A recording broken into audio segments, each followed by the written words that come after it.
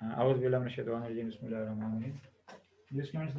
Geometry में जो सा आज हमने डिस्कस करना है नॉर्मल, बाइनॉर्मल और टेंजेंट, जो उनसे यूनिट वेक्टर होते हैं, ये कैसे देखें ये भी हम सीखते हैं।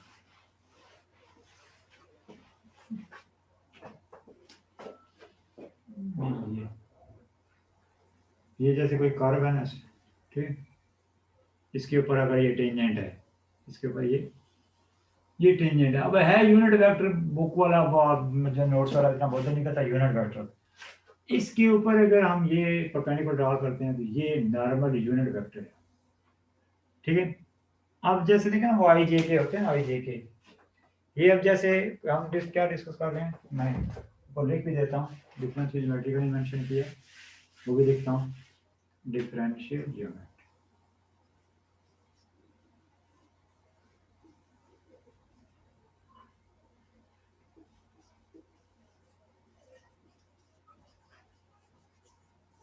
ठीक, इसमें क्या अभी हम डिस्कस करना चाह रहे हैं, नॉर्मल,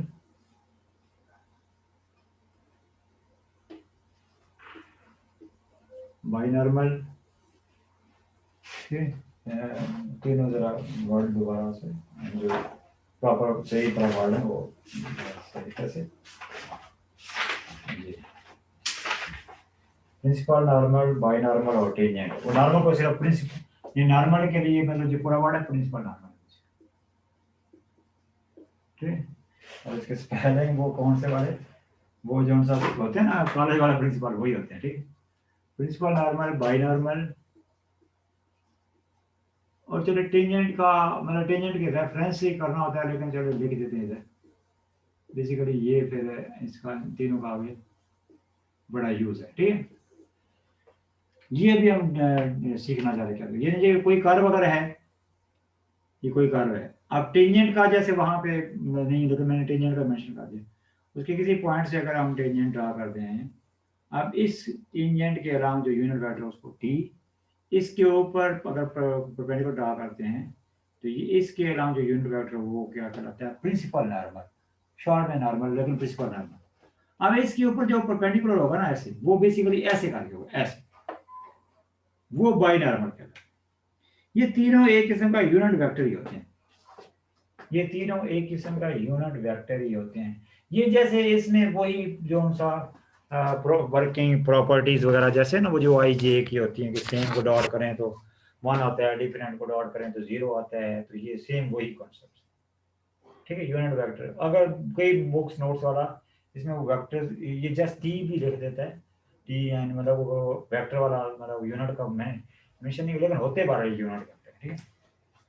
और जैसे देखें वो आई जे के की भी अगर बात करते हैं, जैसे उसमें तो कॉन्सेप्ट होते हैं, जैसे ये देखें, जैसे फर्स्ट के ये कि जी एक्स एक्सेस है मतलब ये यानी आई यूनिट वेक्टर इधर हो गया, इधर पॉजिटिव आई इधर नेगेटिव आई, ये अगर वाई ये फर्स्ट किया, फॉर एग्जांपल इधर क्या पॉजिटिव आई जे और इधर क्या नेगेटिव जे, और ये जैसे जेड है तो ऊपर क्या है पॉजिटिव के नीचे ने, ठीक है। चले अब मतलब जैसे उसमें भी तो होता है ना कि जैसे इस एक्स वाई प्लेन में वो जो जेड के जो पैरेलल परपेंडिकुलर होगा वो एक्स वाई प्लेन होगा, मतलब वहां पे भी प्लेन्स का भी नाम है, ये क्या एक्स वाई प्लेन है, ये कौन सा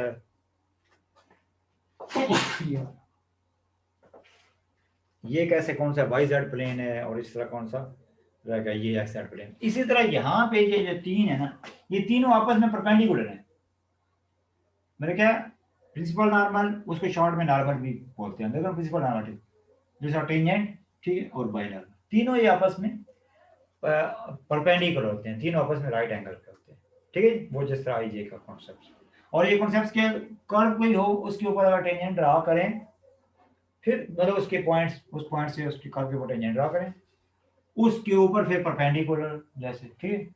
जैसे मतलब छोटी क्लास में सीखते आ रहे हैं कि वो टेंजेंट की क्वेश्चन, नॉर्मल की क्वेश्चन, अभी डिफरेंशियल ज्योमेट्री में मतलब टेंजेंट के उस पॉइंट ऑफ टेंजेंसी के ऊपर उसके ऊपर परपेंडिकुलर, तो ये नॉर्मल प्रिंसिपल नॉर्मल कहलाएगा। फिर इन दोनों के ऊपर जो परपेंडिकुलर होगा वो बाई नॉर्मल कहलाएगा।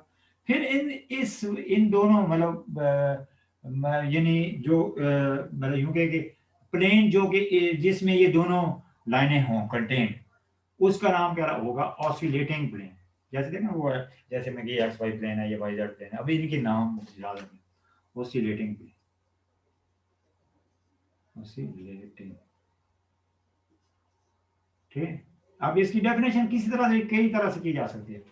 A plane containing tangent and normal is called oscillating plane, या plane which is perpendicular to binormal is called oscillating plane। मतलब किसी कई तरह से डेफिनेशन की जा सकती है।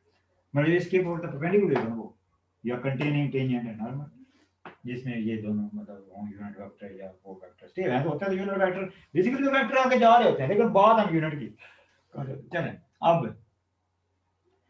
जोन सा टेंजेंट का परपेंडिकुलर होता है, यहाँ पे क्या होता है, ये अब आपको तो थोड़े याद भी रख लेना। जैसे जोन सा होता है ना टेंजेंट के परपेंडिकुलर वो नॉर्मल प्लेन होता है, ये तो क्या ना प्रिंसिपल नॉर्मल। टेंजेंट के परपेंडिकुलर जैसे देखे ना, जैसे वो यहाँ पे एक्स वाई प्लेन है भाई, टेंजेंट के परपेंडिकुलर जहाँ ये वाला जो प्लेन हो ये नॉर्मल प्लेन है, ठीक। और जो नॉर्मल के परपेंडिकुलर होगा उसका नाम है रेक्टिफाइंग प्लेन। यानी अब ये आपकी इनको आपने बिल्कुल हदीस की तरह याद कर देना, वो जो नॉर्मल के परपेंडिकुलर रेक्टिफाइंग प्लेन। जी ये क्लियर। अब देखना ये अब आपको एक नया जैसे डिफरेंट की ज्योमेट्री शुरू किया हुआ है, तो ये अब जैसे अब आप इनको हदीस की तरह याद करेंगे। ये तीनों जो टेंजेंट हैं नॉर्मल हैं बाई नॉर्मल हैं, मतलब ये टेंजेंट प्रिंसिपल नॉर्मल, ये तो लाइन प्रिंसिपल नॉर्मल है। बाकी टेंजेंट के सामने जो प्लेन होगा ना जिसमें नॉर्मल और बाई नॉर्मल कंटेंट होगा उसका नाम होगा नॉर्मल प्लेन, क्लियर। और वो प्लेन जिसमें टेंजेंट और बाई नॉर्मल कंटेंट होंगे, मतलब जो इनमें से गुजर रहा होगा, ठीक प्लेन, ठीक, या जिस प्लेन के ऊपर ये दोनों लाइनें कंटेंट हो वो क्या रहेगा रेक्टिफाइंग प्लेन, ठीक। तो ये अब आपको हदीस की तरह याद रखना। बाकी फिर ये इसमें जैसे वो रेक्टेंगुलर में होता है ना आई डॉट आई, सेम उसी तरह से ये बात इनकी प्रॉपर्टीज भी हैं। डेफिनेशन अब बोला ना कई तरह से की जा सकती है। जैसे ऑसिलेटिंग प्लेन की डेफिनेशन अगर करनी है, plane which is perpendicular to binormal is called oscillating plane, या प्लेन कंटेनिंग टेंजेंट और normal is called oscillating plane. इस तरह इसकी बात करनी है नॉर्मल प्लेन की, plane which is perpendicular to tangent is called normal plane, या plane which contain normal and binormal is called, ठीक हो गया। Rectifying plane, plane which is perpendicular to principal normal, या plane which contain tangent and binormal is called rectifying plane। बाकी जो ऊपर था ना प्रिंसिपल नॉर्मल, वो टेंजेंट के रेफरेंस से उनकी डेफिनेशन, यानी ये टेंजेंट का रेफरेंस देके बाकी की डेफिनेशन का कैसे। अब ये किस्म का जैसे वो नीचे अब इधर मैंने एक्सप्लेन कर दिया है, इन्हें आपको ये सब अंडरस्टैंड कर लेना है क्या। the line let's say कि t let पर इस तरह लिखते हैं, let t is tangent unit vector from of curve from point p, चलिए ऐसे लिख देते हैं, ठीक। तो perpendicular, ठीक, perpendicular from p at tangent is called principal normal, बस इस तरह कह देंगे, ठीक। बाकी उसके बाद क्या है बाइनॉर्मल, क्या होगा बाइनॉर्मल the perpendicular from p to both tangent or normal is called binormal, clear होगी बात। मैंने टेंजेंट के रेफरेंस से पहले इसकी डेफिनेशन कर देंगे, फिर इसकी डेफिनेशन, फिर इन तीनों प्लेन की बात। जी क्लियर हुआ कि नहीं हुआ, नहीं समझ। चलिए एक बार फिर बता दें। ये कर्व है ना, टेंजेंट का रेफरेंस देंगे उसके पॉइंट पे टेंजेंट है। अब उस टेंजेंट उस पॉइंट ऑफ टेंजेंसी पे जो लाइन परपेंडिकुलर होगी, अब मतलब उसी प्लेन में जैसे अभी वो कोई, फिर थोड़ा सा ये भी रेफरेंस देंगे, जैसे फंस गया जैसे देखा ना, कोई भी डेफिनेशन करनी है फिर किसी एक का रेफरेंस, जैसे नॉर्मल की डेफिनेशन करनी है फिर चले फंस गया उसका रेफरेंस दे देंगे, the line perpendicular from P to tangent in oscillating plane. अब देखें इन ऑसिलेटिंग प्लेन क्या देंगे फिर, क्योंकि देखें टेंजेंट के ऊपर परपेंडिकुलर ये भी है ये भी है, अगर रिपीट करने के लिए कई वे हैं, तो उसकी वो जो देखें अब जैसे सिर्फ बात करते हैं ना perpendicular from P to tangent, उसमें फिर ये भी हो सकता है, ये डाउटफुल है, इस वजह से मैं रेफरेंस दे इसका रेफरेंस दे देंगे in oscillating plane is called principal normal. उसके बाद tangent from P to both भी कह सकते हैं, both tangent and normal principal normal, या tangent from P to tangent which is in rectifying plane is called binormal, या फिर कह देंगे वो जो दोनों में पॉइंट। ठीक हो गया। बाकी ये प्लेन्स की डेफिनेशन है पहले कर चुका हूं। जी बताएं जी। हाँ सर डेफिनेशन नो है, वो समझ ही नहीं आ रही स्पीड्स सिंपल स्पीड से आप बोल। सिंपल मैंने बड़ी कोशिश की है, फिर अब इसमें क्या दोबारा मैं बोल जाऊँ। देखिए ये ड्राइंग में ही सारा कुछ है। अब मैं लिखने से मैंने कुछ, अब लिखने में क्या है वो मैं जैसे बार बार बोल रहा हूँ। देखें ये अब आपको बना ड्राइंग जैसे आई जे की, जैसे वो एक्स वाई जेड बनाते नहीं, ये भी आपको इस तरह ये समझे, ये फॉर एग्जाम्पल ये एक्स है, ये वाई है, जेड है। बाकी पहले कर्व का रेफरेंस दे, कर्व के ऊपर पॉइंट या उसके ऊपर टेंजेंट ड्रा किया, टेंजेंट जैसे टचिंग लाइन होती है। नहीं टेंजेंट का क्लियर हो गया नहीं हुआ बताएं? कहाँ सो गए? टेंजेंट का नहीं पता? कर्व के ऊपर टच, कर्व के ऊपर जो टचिंग लाइन होती है वो टेंजेंट कहलाती है। जी यस सर पता है, ये नहीं तो सर अब ये देखा पॉइंट या इसके ऊपर टेंजेंट ड्रा किया। अब ये तो अपने एफएससी में भी सीखा हुआ टेंजेंट है। जैसे देखिए ये तो एफएससी में भी सीखा हुआ है, ये टेंजेंट है तो ये इसके ऊपर नॉर्मल कहलाएगा। बताएं ये तो एफएससी में सीखा हुआ है, ये अगर टेंजेंट है ये नॉर्मल कहलाएगा, तो एफएससी में भी सीखा हुआ है। Yes sir. एफएससी में चैप्टर 4 में आपने सीखा हुआ है। अब ये तो बड़ी छोटी क्लास है बताएं। बाकी फिर बीए कैलकुलस बीएससी में जाते थे, कैलकुलस में छठे चैप्टर में डिटेल में एक एक्सरसाइज है इसमें। जी बताएं जी बोलिए बताएं जी। हाँ दिया जी सर ठीक है। मतलब यहाँ पे फिर उसके लिए वर्ड है ये डिफरेंशियल ज्योमेट्री में, मतलब वो जो टेंजेंट है और फिर वो जो नॉर्मल है उसके लिए पूरा वर्ड है प्रिंसिपल नॉर्मल यहाँ पे। फिर इसमें 3 डायमेंशन में, वहाँ पे तो 3 डायमेंशन में बात नहीं कर रहे होते, मतलब एफएससी में फिर चलें, फिर वहाँ पे बीएससी में कैलकुलस में 3 डायमेंशन में बात कर रहे थे। लिहाजा अब इनके ऊपर जो तीसरा होगा वो क्या लगा मतलब ना, इस पॉइंट के ऊपर जो टचिंग लाइन होगी कर्व के साथ तीसरा पॉइंट से वो टेंजेंट होगी, मतलब इसका रेफरेंस देंगे, इसकी डेफिनेशन इसका रेफरेंस देंगे। बाकी इसकी डेफिनेशन बतानी हो तो फिर ये कहेंगे the line touching to curve C चले गया, वो तो फ्रॉम एनी पॉइंट ही लिखे हैं, वो तो रेफरेंस दिया the touching line to the curve from any point is called tangent. बाकी डायग्राम में टी से जैसा कि टी टचिंग लाइन में ये टेंजेंट हो गया, इसकी डेफिनेशन अगर जरूरत नहीं रेफरेंस। बाकी इस पॉइंट के ऊपर the perpendicular from P to tangent which is in oscillating plane. अब ऑसिलेटिंग प्लेन का रेफरेंस देंगे क्योंकि टेंजेंट के ऊपर परपेंडिकुलर तो ये भी है, इस वजह से नॉर्मल प्रिंसिपल नॉर्मल के लिए बताएंगे क्योंकि उस प्लेन में नहीं। बस अभी नहीं समझ, सिंपल है, पता नहीं अब कितना ले रहे हैं। जैसे देखें ना अभी जैसे एक्स वाई जेड का आपको पता है, फर्ज क्या नहीं पता होता। For example X axis Y axis Z axis की बात हमें ना पता होती, उनको थोड़ा डिफाइन करना होता, मतलब उनको ऐसे मतलब ये समझेगा भी हमें उससे पता ही नहीं। जैसे फिर थोड़ा सा कोई जैसे ना कि जब भी कोई हमें बात हम डिस्कस करते हैं ना किसी टॉपिक को लेके, उसमें फिर किसी एक का तो रेफरेंस देना पड़ता है। जैसे एक्स वाई जेड को भी डिस्कस करना चाहते हैं, सीखना चाहते हैं, फिर हमें X Y plane Y Z plane उनका तो फिर रेफरेंस देना पड़ेगा। जैसे देखें हम ये कहेंगे कि ये अगर एक्स वाई प्लेन है, इसके ऊपर जो परपेंडिकुलर लाइन होगी वो जेड एक्सिस कहलाएगा, इस तरह फिर उनका भी रेफरेंस देना पड़ेगा। जैसे फर्स्ट क्या होगा जेड एक्सिस से हमें हम फैमिलियर हैं, हम कहेंगे उसके ऊपर परपेंडिकुलर जो प्लेन होता है वो एक्स वाई प्लेन होता है। ये कोई भी जो डेफिनेशन वगैरह बनती है ना, फिर किसी एक का वहां पे रेफरेंस होता है, यानी डेफिनेशन को फिर वो हदीस की तरह लिया जाता है, यानी वो एक किस्म का रेफरेंस नहीं। ये बताएं जैसे देखा ना ये प्लेन्स वगैरह को पहले मैंने बताया है, अब प्लेन्स वगैरह का आप समझे कि अब हदीस की तरह है, तो अब इनको डिफाइन कर पाएंगे। जब इनको डिफाइन हमने कर दिया फिर इनके रेफरेंस से प्लेन को डिफाइन कर। जी ये बताएं बेटा बताएं, सिंपल है बताएं जी जी बेटा बताएं। जी सर ठीक है। मतलब यस सर क्लियर। मतलब ये लाइनों को डिस्कस करने के लिए प्लेन फिर ये समझे कि हमें पहले से पता है कि यहाँ पे कौन सा प्लेन होता है, यहाँ पे कौन सा प्लेन होता है, यहाँ ठीक है, यानी अब इस प्लेन से हम समझेंगे हमें पहले फैमिलियर है ये। फिर हम कहेंगे इसके ऊपर परपेंडिकुलर, लेकिन फिर उस प्लेन में मतलब वो प्लेन फिर ऐसे होगा उसमें से जो गुजरेगा। अब इस टेंजेंट के perpendicular from P which is lying in this plane, clear ठीक है। जी इस सर। तरह बाकी जैसे टेंजेंट का मैंने बोला कि वो रेफरेंस है, मतलब वो जैसे मतलब उसकी रेफरेंस है, बाकी बाकी बताना touching line to any curve from any point इसका ठीक है।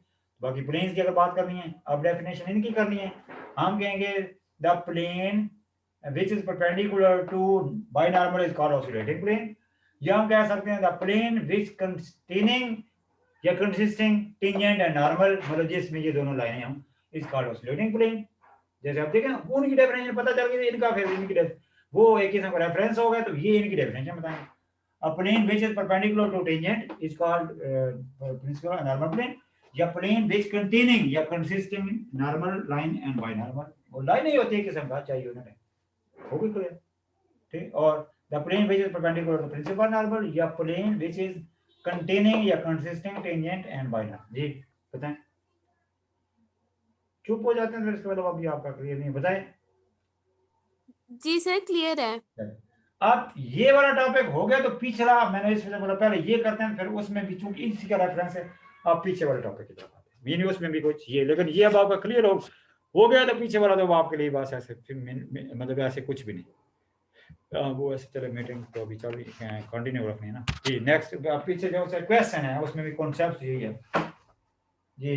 पीछे जो सा प्लेन ऑफ कर्वेचर या ऑसिलेटिंग प्लेन, यानी जो ये ना ऑसिलेटिंग प्लेन, इसको प्लेन ऑफ कर्वेचर भी कह सकते हैं।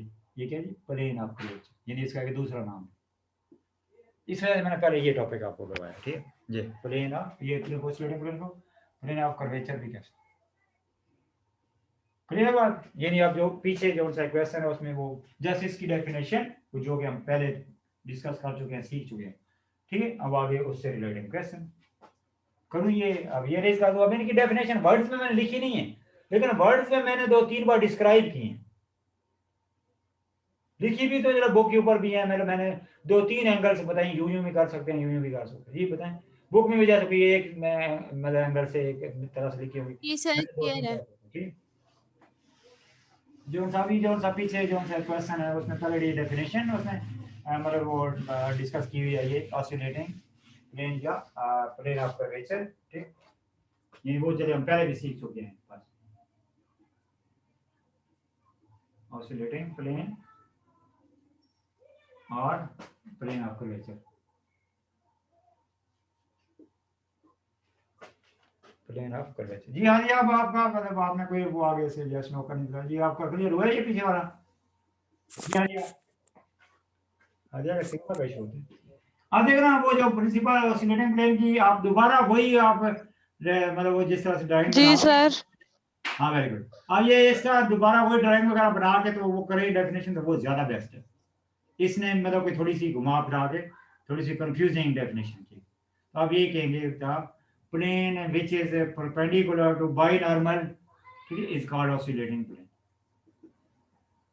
क्लियर हो गया, ऑसिलेटिंग प्लेन या क्या प्लेन ऑफ कर्वेचर जी, बताएं। क्लियर बात, यानी अब इसकी डेफिनेशन ये करेंगे। अब ये जोन सा है, इसकी इक्वेशन फाइंड करने के लिए, किसी प्लेन की इक्वेशन फाइंड करने के लिए, आप जैसे कैलकुलस के चैप्टर 8 में भी आपको कुछ पता है कि अब उसकी इक्वेशन फाइंड करने के लिए, प्लेन की इक्वेशन फाइंड करने के लिए हम वो कई मेथड होते हैं।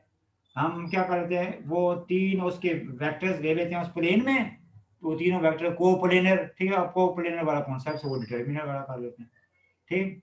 जैसे अब इसमें कोई पॉइंट हम कंसीडर कर लेते हैं, आर है करंट पॉइंट, और ये कोई पहले से पॉइंट था इसका, ये जैसे ये आर हो गया, ये आर हो गया, जैसे ये इसका पोजीशन वेक्टर, जैसे ये क्या हो गया जी, जैसे फर्स्ट के ये पी क्यू, ठीक, मतलब ये कौन सा, ये पी हो गया, क्यू, तो पी क्यू कैसे सेकंड में से, या चले इसको पी कह देते हैं, उसको क्यू कह, ठीक। तो ये आर माइनस आर, देखिए मतलब देख रहा ये, अब हम क्या equation of oscillating plane find, oscillating plane की हम डेफिनेशन हम डिस्कस सीख चुके हैं। The plane which is perpendicular to binormal is called oscillating plane. अब इसको वर्ड्स में मैंने लिखा नहीं, मैंने डिस्क्राइब कर दिया, इक्वेशन ऑफ ऑसिलेटिंग प्लेन कैसे करेंगे। इसके लिए इसके 3 जैसे ड्राइंग में दोबारा बनाता हूँ, ये दोबारा बनाता हूँ। ये तो पता चल गया ना कि जो ऑसिलेटिंग प्लेन होते हैं उसकी जो डेफिनेशन है कि उसमें मुझे नहीं, ये जो प्लेन होता है उसमें ये दोनों होते हैं ऑसिलेटिंग प्लेन, मतलब ये दोनों वेक्टर उसमें होते हैं उस प्लेन में, क्योंकि प्लेन इन में से गुजर होता है, या ये दोनों वेक्टर्स या ये दोनों लाइनें उस प्लेन में से गुजर होती हैं। In other words oscillating plane या क्या है प्लेन ऑफ कर्वेचर, एक ही मतलब। चले अब हम क्या करते हैं, बाकी आप देखें बाइनॉर्मल का रेफरेंस देने दे दें, उस तरह से चूंकि डेफिनेशन भी करनी। अब हम क्या करते हैं कि जैसे ये पॉइंट था, इसके ऊपर दो पॉइंट ले लेते हैं, जैसे ये इसका करंट पॉइंट हो गया, ठीक, और ये इसका कोई पहले से पॉइंट हो गया, आर माइनस आर करना है, तो ये हो गया, इसको पी क्या देते हैं, इसको क्यू क्या देते हैं, तो ये इसका क्यों कि ये प्लेन जोन है ना, देखें प्लेन से मतलब होता है, जैसे देखें ये प्लेन है, अब उसका एक जैसे फॉर एग्जाम्पल फर्स्ट क्या ये वाई एक्सेस है, ये एक्स एक्सेस है, ये दोनों लाइन तो उस प्लेन में हैं, उस प्लेन की बात की एक्स वाई प्लेन, ये एक्स वाई एक्सेस और एक्स एक्सेस प्लेन में, कोई और काफी सारे लाइन हैं, काफी सारे लाइन, उस प्लेन की इक्वेशन फाइंड करने के लिए क्या होता है, उस प्लेन की तीन अगर वेक्टर्स ले लें, उसकी तीन वेक्टर्स लेने, उन तीनों का डॉट क्रॉस मतलब स्केलर ट्रिपल प्रोडक्ट जो है वो 0 की इक्वल है, तो उस प्लेन की इक्वेशन फाइंड हो जाती है। दादा अब इसमें इस प्लेन में ऑसिलेटिंग प्लेन में एक टेंजेंट है, ऑसिलेटिंग प्लेन में एक टेंजेंट है, एक नॉर्मल है, इसका कोई एक और वेक्टर्स ले लेते हैं इस प्लेन में, वो वेक्टर क्या लिया, उसके दो पॉइंट लिए, जैसे देख पी लिया, उसका पोजीशन वेक्टर आर कह दिया, इसके पोजीशन वेक्टर को कैपिटल आर कह दिया, तो ये R minus R P Q. अब देखिए मतलब जैसे ये बात करी कि ऑसिलेटिंग प्लेन, ठीक, कंटेनिंग कंसिस्टिंग टेंजेंट है नॉर्मल, ठीक, अब ये जो तीन वेक्टर्स हैं लेट करते हैं कि ये पी है, उसका पोजीशन वेक्टर आर है, ठीक, और दूसरा जो पॉइंट है क्यू है, उसका पोजीशन वेक्टर कैपिटल आर है, देन ये वाला जो सा वेक्टर है, ये वाला वेक्टर एंड टेंजेंट, एंड तीसरा वेक्टर क्या है, normal lying in same plane, pass R minus R मतलब ये वेक्टर बन गया ना, मतलब उस प्लेन में से कोई एक लाइन गुजारी, ठीक, और एक ये पहले से प्लेन में, उस प्लेन, ये तीनों एक प्लेन में लाइंग इन सेम प्लेन, मतलब ये एक ही प्लेन में। जब एक प्लेन में कोई तीन वेक्टर्स हो ना, उन तीनों का डॉट क्रॉस जो है ना, वो स्केलर ट्रिपल प्रोडक्ट वो 0 के इक्वल होता है, वो क्या होता है, 0 के इक्वल होता है। अब टेंजेंट और जो सा हमें नॉर्मल वो हमें करना है, जो टेंजेंट होता है वो उसका क्या फार्मूला होता है आपको याद होगा, उसका फार्मूला होता है आर डैश कर देते हैं, मतलब एस की रिस्पेक्ट डेरिवेशन, और जो नॉर्मल का फार्मूला है ये फिर आगे पीछे डिस्कस करेंगे, अभी जस्ट याद रखिए, आर की जो डबल डैश है वो क्या होती है, नॉर्मल होता है, आर की जो डबल एस के रिस्पेक्ट से डबल डेरिवेशन है वो नॉर्मल कहलाता है, प्रिंसिपल नॉर्मल, ठीक, चलो ये चूंकि तीनों जोन से हैं, एक ही प्लेन में है, जैसे कौन जोन सा, यानी अब कौन सा, एक तो टेंजेंट की जैसे बात करते हैं, ये कैसे फाइंड होता है, आर डैश, याद रखें, मतलब कि एस के रिस्पेक्ट से आर की डेरिवेशन, और ये होता क्या है, इसको कैपिटल बोल्ड करके लिखना होता है, या इसके ऊपर वेक्टर डाल देना होता है, बोल्ड करके लिखना ज्यादा अच्छा होता है, बुक्स वाला बोल्ड करके लिखते हैं, और ये किसकी होता है, आर की डबल डेरिवेशन, ये फिर हम अपने याद रख लें, ये फिर आगे भी इस पे हम बड़ा थ्योरम वगैरह भी करेंगे। आर की एक दफा जो डेरिवेशन होती है एस के रिस्पेक्ट से वो टेंजेंट होता है, आर की जो डबल डेरिवेशन होती है एस के रिस्पेक्ट से लेकर एक बोल्ड करके लिखना होता है, ठीक है। अब देखना आर डैश जो होता है बेसिकली वेक्टर होता है ना, आर डैश बेसिकली वेक्टर ही है ना, वो देख सकते बोल्ड करके लिखे थे वेक्टर का, वो उस पर वो साइन एरो डाल दें या इसका बोल्ड करके, बेसिकली वो ये होता है X dash Y dash Z dash, इस तरह ये जो आर डबल डैश होता है ये एक्स डबल, अब इसमें इसको एक्स वगैरह लिखेंगे तो उसको कैपिटल वगैरह की जरूरत नहीं, वो आर लिखेंगे तो या तो उसके ऊपर कैपिटल एरो डाल देंगे या उसको बोल्ड करके Y X double dash Y double dash Z double dash, ये एन के इक्वल होता है। अब चूंकि वो तीनों जो वेक्टर्स हैं वो सेम प्लेन में हैं, सेम प्लेन का मतलब को प्लेनर हैं, तो यहां से इक्वेशन ऑफ वो फाइंड हो जाएगी, इक्वेशन ऑफ ऑसिलेटिंग प्लेन।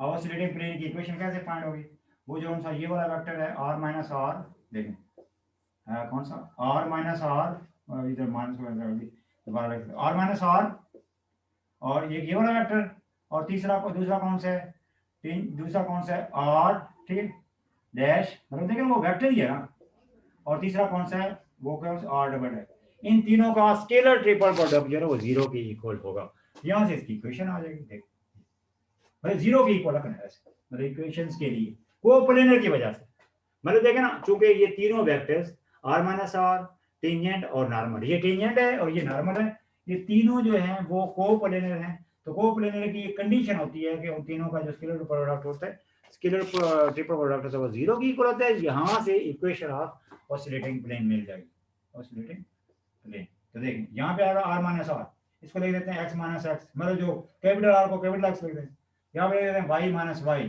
ठीक, और यहाँ पे लिख देते हैं जी z माइनस जेड, ठीक। सर नजर नहीं आ रहा।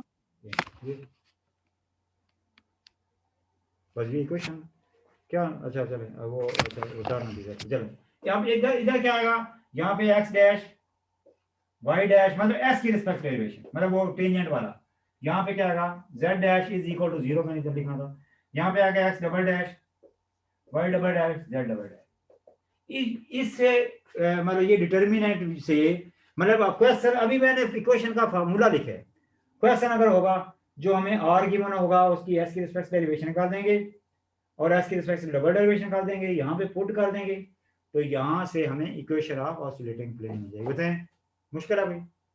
अब हम क्वेश्चन करते हैं। सर ये एक बार सर रिपीट कर दें, जो इक्वेशन हम लोगों ने फाइंड किया वहां से। लेकिन बड़ा सिंपल है, मैंने बोला है कि अब ऑसिलेटिंग प्लेन की डेफिनेशन मैंने आपको पहले दूसरे आर्टिकल की तरफ ले गया था कि उसकी डेफिनेशन आपको, ताकि आपको सही तरह पता चले, ठीक है। जैसे यहाँ पे उसने ऐसे थोड़ी घुमा फिरा के आपको कंफ्यूज किया हुआ है, मैंने आपको जैसे ड्राइंग बना के दी है, पहले आपको ये नेक्स्ट आर्टिकल कराया है, टेंजेंट और नॉर्मल में से जो प्लेन गुजरता है, यूं कहें कि जैसे ये एक्स एक्सिस है, वाई एक्सिस है, इसमें से जो प्लेन गुजरेगा वो एक्स वाई प्लेन का, यस सर। उस तरह से हो गया ना। अब इसका नाम क्या है, टेंजेंट और नॉर्मल में से जो प्लेन गुजरना है वो कहलाएगा ऑसिलेटिंग प्लेन या प्लेन ऑफ कर्वेचर। जी यस सर। क्लियर बात। अब जैसे इस किसी भी प्लेन की इक्वेशन फाइंड करने के लिए कैलकुलस में चैप्टर 8 में इसमें हमने डिटेल किया हुआ है, वेक्टर्स में भी जैसे ये जैसे पीछे चैप्टर 3 वगैरह 4 वगैरह में जो वेक्टर एनालिसिस की बुक में, मतलब यानी यहाँ पे तो चले वो नहीं करते, जरूरत तो वहाँ पे आगे वाले चैप्टर्स की होती है, लेकिन उसमें किसी जगह पे मतलब ये कॉन्सेप्ट जरूरत होती है, पढ़े तो हमें ये कॉन्सेप्ट पता होना चाहिए, बड़ा फेमस कॉन्सेप्ट है। किसी प्लेन की इक्वेशन, मतलब यूं कहें एक प्लेन है उसके 3-4 वेक्टर्स ले रहे हैं, 3 चलो बात करते हैं, वो जैसे एक प्लेन में अगर है तो इसका मतलब वो को प्लेनर है, तो तीनों वेक्टर जैसे एक ही प्लेन में से वेक्टर 3 लिए, वो तीनों को प्लेनर। अब 3 वेक्टर अगर को प्लेनर हों, चलो ज्यादा की बात हम तो चलो 3 की बात कर रहे हैं ना, ज्यादा भी जैसे एक प्लेन में तो वो को प्लेनर कहलाएंगे, लेकिन हमें अब 3 से ही वो मतलब वो मतलब आगे इक्वेशन वगैरह फाइंड कर सकते हैं। 3 वेक्टर अगर को प्लेनर हो गए बेशक ज्यादा, जैसे 10 भी वो को प्लेनर का मतलब जो वेक्टर एक प्लेन में हो, लेकिन फिर अब हमें जरूरत 3 की पड़ेगी। अब उसमें से 3 वेक्टर्स उठा लें उसी प्लेन में से, उन तीनों का स्केलर ट्रिपल प्रोडक्ट 0 के इक्वल होता है कोप्लेनर में। अब ये नहीं 10 का स्केलर ट्रिपल प्रोडक्ट नहीं, वो तो लेंगे तो 3 का ही, तो वो स्केलर ट्रिपल प्रोडक्ट वो देखें तीनों वेक्टर्स का मैंने 0 के इक्वल लिया, तो वो 0 के इक्वल लेके जो इक्वेशन मिलेगी वो उस प्लेन की इक्वेशन होगी बेसिकली। देखिए एक वेक्टर ये था r माइनस आर, जैसे एक लाइन बनाई थी उस प्लेन में बनाई थी पी क्यू, नहीं बात में, जी सर। और एक टेंजेंट पहले भी उस प्लेन में था, तो देखें जिधर भी जा रही है, जैसे एक बुक है उसमें से 3 देखें, जैसे एक ये लाइन है, जैसे फंस गया फंस गया, एक ये लाइन है, ये एक ये लाइन है, एक ये है, जैसे भी उसमें से 3 लाइन उस प्लेन में से गुजर रही है, कहीं भी जा रही है, जी सर। ठीक हो गया। वो तीनों एक प्लेन में है, तो वो जो एक प्लेन में कोई 3 वेक्टर्स होते हैं उन तीनों का स्केलर ट्रिपल प्रोडक्ट 0 के इक्वल होता है, बेसिकली ये प्रॉपर्टी है। अब उस प्रॉपर्टी से जो इक्वेशन मिलती है ना, बेसिकली वो प्रॉपर्टी है, उससे जो इक्वेशन, ये बेसिकली इक्वेशन नहीं बनाएगी ना यहाँ से, क्योंकि देखा ना ये एक्स वाई वगैरह यूज हो रहे हैं। अब ये तो क्वेश्चन में गिवन होंगे ना, ये तो क्वेश्चन में गिवन होगा ना, और क्या आर जो गिवन होगा, आर तो ये जहाँ पे जनरल में लिखा है ना, आर का जैसे एक्स होता है X dash Y dash, question में तो आर गिवन होगा, आर की कोई वैल्यू गिवन होगी, आई की जगह जो लिखा होगा वो एक्स, आई के साथ जो होगा वो एक्स होगा, वाई के साथ जो लिखा होगा, जो जे के साथ लिखा होगा वाई होगा। जी बताएं क्लियर? Yes sir. यहाँ से डिटर्मिनेंट फाइंड करके जो इक्वेशन मिलेगी वो ऑसिलेटिंग प्लेन की इक्वेशन होगी। अब हम क्वेश्चन करते हैं, तो अब तो वैसे मेरे ख्याल उसने मीटिंग एंड कर देनी है, और 5 मिनट जल्दी जल्दी कर दें, कुछ भी नहीं, वो आर गिवन है उसकी डैश कर देनी है 2 दफा, फिर इस फार्मूले में पुट कर देना, जल्दी जल्दी यहाँ से क्वेश्चन लिखें, मैं पुट कर चलो छोड़ जल्दी जल्दी। बाकी जैसे वो पीछे डिस्कस कर रहे थे ना शायद, जैसे अभी वो ऐसे मैंने बोला जरूर था, लेकिन शायद वहां पे लिख नहीं पाए थे, वो जो टेंजेंट वगैरह था, T dot T is equal to B dot B is equal to K N dot R, वो 1 की इक्वल, वो जो बात मैंने की थी शायद लिखा नहीं था, ये बताए यस सर। बोला था ना, वो जैसे अभी जी पेज पलट रहे थे तो मैंने मुझे याद रखा, लिखा नहीं था इस तरह, मतलब उसमें वो जो टी टी बी और जो है ना उसमें वही जो जैसे रेक्टेंगुलर में होता है ना आईजे के, सेम वही मतलब उसमें कॉन्सेप्ट होता है, ठीक है। बाकी उसमें वो टी जी के सर बाद कौन सा आता है ये भी याद रखना, टी के बाद क्या है, एन, एन के बाद बी, वो तरतीब भी याद होनी चाहिए, जैसे उसमें आई आई जे के, वो तरतीब भी याद होनी चाहिए।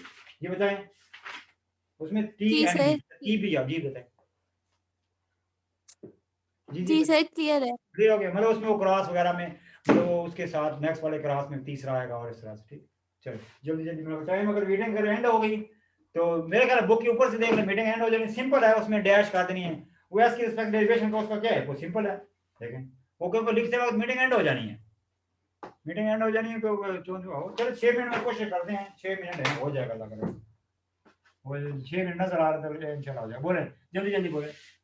वो आपने कर ये स्क्रीनशॉट वगैरह लेना, तो मैंने जो रेज कर दिया है चूंकि हमारे पास बोर्ड के ऑप्शन थी, बताएं मैंने गलती से रेज कर दिया है, फिर इधर मैं करता हूँ, आप बात जल्दी जल्दी क्वेश्चन करते हैं, फिर उधर चल थोड़ा सा रेज किया वो क्वेश्चन या डेफिनेशन थोड़ी सी रेज की हो जी, लेकिन एक्स गिवन है। चलिए अगर वो मीटिंग एंड होगी कि आगे सिर्फ सिंप्लीफिकेशन होगी, डिटर्मिनेंट होगी, वो आप कर लेंगे, इसमें कोई नहीं, अगर मीटिंग एंड होगी तो कॉन्सेप्ट सिर्फ वो शुरू में है, वो अब आपको इधर से थोड़ा सा इतना तो हो ही जाएगा ना 5-8 मिनट, ठीक। क्वेश्चन बोला नहीं जल्दी जल्दी, क्वेश्चन क्या है, एक्स क्या है, ए कॉस एस, वाई क्या है, A sine S, Z is equal to 0, इसकी क्या फाइंड करनी है, find the equation of oscillating plane, find ये क्वेश्चन है, find equation of oscillating plane, मैं शॉर्ट में वो लिख रहा हूँ वर्ड, जिसमें क्या है ऑफ कर्व ऐसे ऐसे ना ऑफ कर्व का वर्ड यूज करता है जो भी, ठीक, of curve where R S किसके इक्वल है, आर एस ऐसे, ठीक है ना, वो आर जिस पे डिपेंड कर, अगर किसी और पे डिपेंड कर रही होती है फिर उसमें उसकी दोबारा डेरिवेशन भी करनी थी, R S is equal to A cos S, ठीक, I plus A sine S J plus 0 K, देखो ना ये खुद ही उसने मतलब एक्स देखो ना, ये जैसे लिखा नजर आ रहा है कि एक्स है, ये वाई है, जेड है, ठीक है, एक्स आई मतलब बहुत पता है ना, मतलब सिर्फ दोबारा चेक कर रहा हूँ ये ठीक है।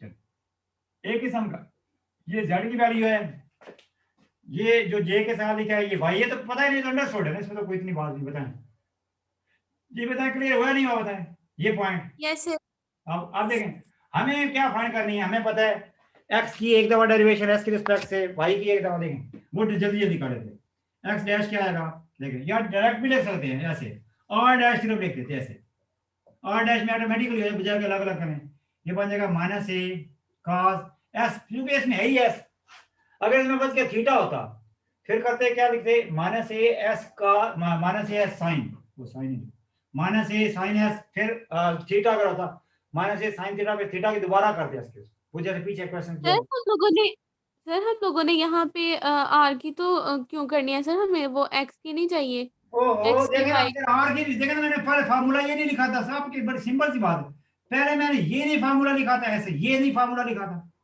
असल तो यही यस फार्मूला सर है, असल फार्मूला तो यही है, जी सर वो अगर बाद में उसके टुकड़े किया गया उसका, वो एक्स वाला कौन, आई वाला कौन सा, जे वाला कौन सा, के वाला, जी बताएं, यस सर ठीक है मतलब वो मुकम्मल इकट्ठा लिखा है तो वो उधर से भी वो एक्स वाई जेड ही आ रहा होता है, ये बताएं होगा ना क्लियर।